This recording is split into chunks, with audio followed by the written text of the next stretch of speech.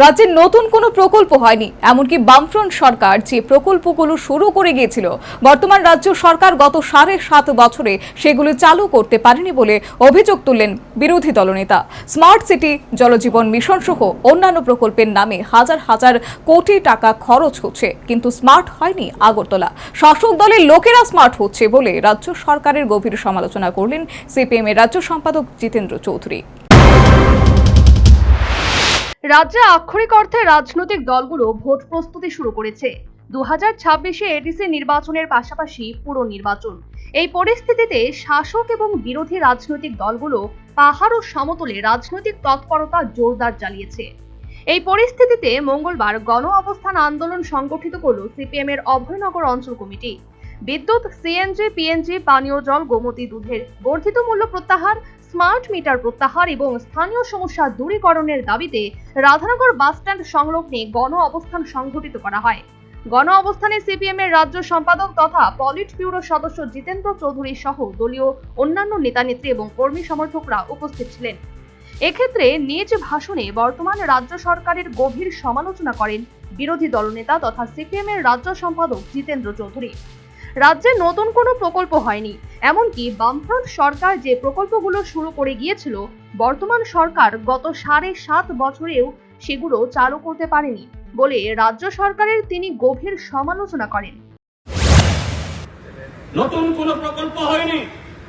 বামপন্থী ফ্রন্ট সরকার কতগুলি প্রকল্প শুরু করে দিয়ে গেছেন, সেগুলো 7.5 বছরেও চালু করতে পারেনি।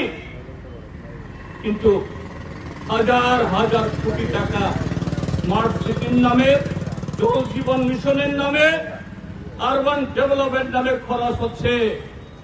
আগরতলা স্মার্ট হয়নি, ত্রিপুরা স্মার্ট হয়নি, রাস্তাঘাট, পানীয় জল, বিদ্যুৎ ব্যবস্থা স্মার্ট হয়নি, সাংস্কৃতিক ব্যবস্থার উন্নতি হয়নি, নতুন করে একটা হল নির্মিত হয়নি। কিন্তু স্মার্ট হয়েছে শাসক দলের কিছু লোক, হুমরা চুমড়া, যারা নির্বাচনের জবরদখল করে ছাপ্পা ভোট দিয়ে কর্পোরেটর হয়েছেন, বিধায়ক হয়েছেন। এর মধ্যেই কিন্তু তিনি ভোটের রাজনীতিটাও উস্কে দিলেন।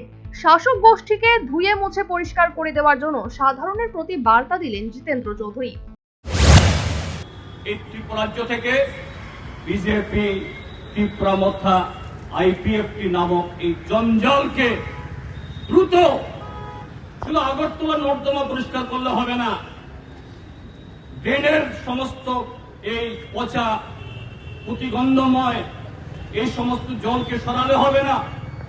এই ত্রিপুরাজ্যের রাজনীতি সংস্কৃতি থেকেও বিজেপি, ত্রিপুরা মথা, আইপিএফটি নামক জঞ্জালকে সরানোর জন্য এরকম কর্মসূচি নিয়ে আগামী দিন আরো বেশি বেশি করে এগিয়ে আসবেন এবং নিশ্চয়ই আমাদের এই প্রয়াসে আরো বেশি নাগরিক এতে সামিল হবেন, যারা নানা কারণে গত 7.5 বছরে চুপ করে বসে আছে, ঘরে বসে আছে, ভয়ে ডরে, তারাও আগামী দিন আসবেন এবং তাদেরকে আসার জন্য আহ্বান জানিয়ে আমাদের এই কর্মসূচি এগিয়ে নিয়ে যেতে হবে।